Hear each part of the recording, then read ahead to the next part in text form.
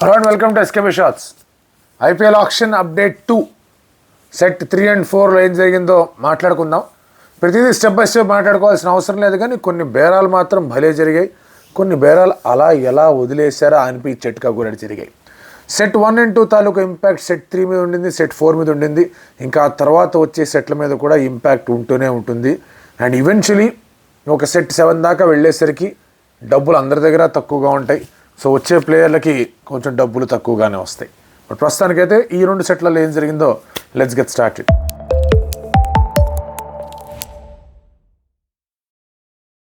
Set 3 started with batting set. And ఆ batting సెట్లో పెద్ద పెద్ద హిట్టర్స్ ఉన్నారు, ఐపీఎల్ లెజెండ్ ఒక ప్లేయర్ ఉన్నాడు.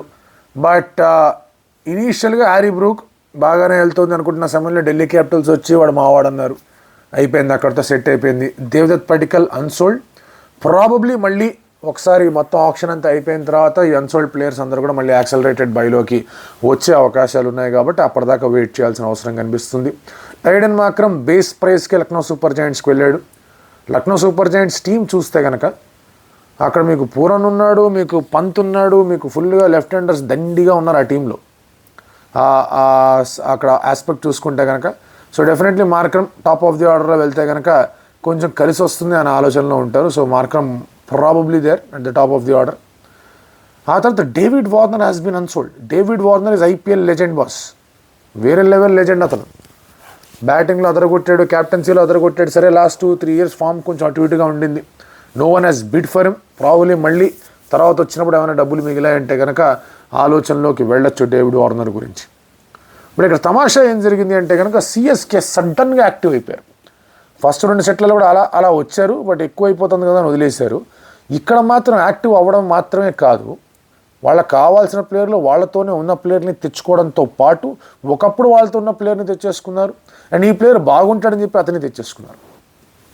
Rahul Tripathi, Devon Conway, Rachin Ravindra and అలాగే రవిచంద్రన్ అశ్విన్ టప్ప లేపేశారు 4 అండ్ ఇది యాక్చువల్గా సెట్ 3 and సెట్ 4లో సిఎస్కేస్ బ్రిలియన్స్ ఇన్ ఆప్షన్ అనేది బయటపడింది.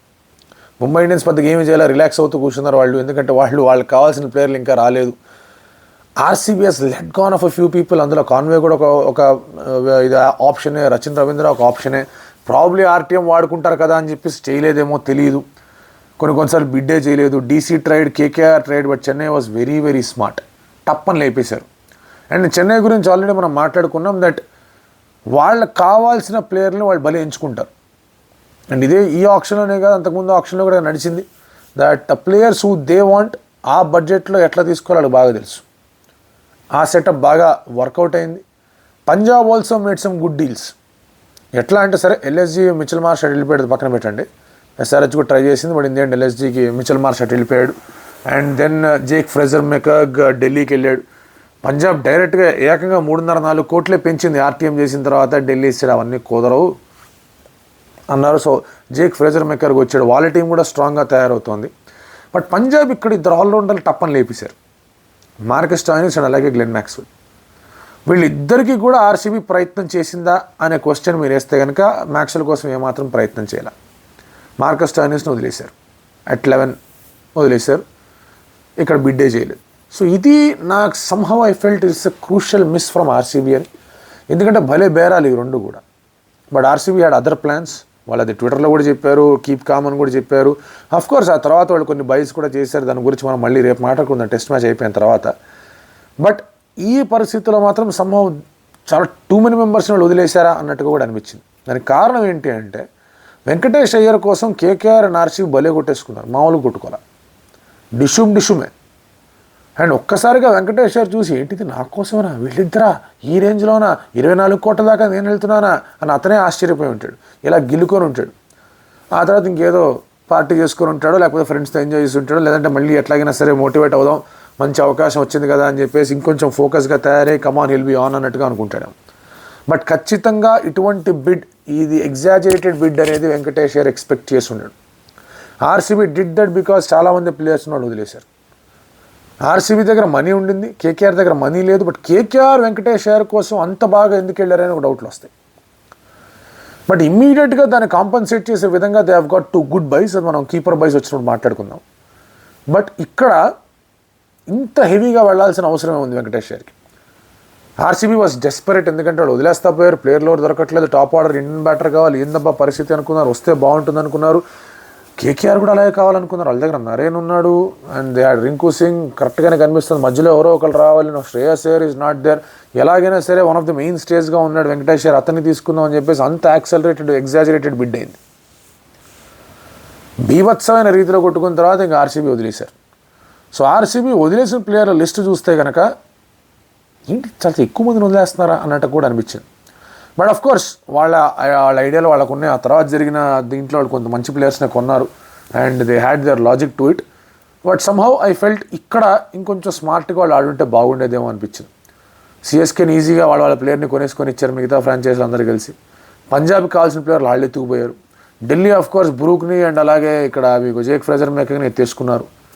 So you look at Delhi the very very strong. KL Rahul, Jake Fraser McGurk, ఆ తర్వాత హ్యారీ బ్రూక్ ఉన్నాడు వాళ్ళకి, ట్రిస్టన్ స్టబ్స్ ఉన్నాడు వాళ్ళకి, అండ్ దెన్ అభిషేక్ పోరెల్ ఉన్నాడు, ఆ తర్వాత మీకు అక్షర్ పటేల్ ఉన్నాడు, కుల్దీప్ యాదవ్ ఉన్నాడు, మిచెల్ స్టార్క్ ఉన్నాడు. ఒక మంచి సెటప్ తయారవుతుంది అక్కడ వాళ్ళకి.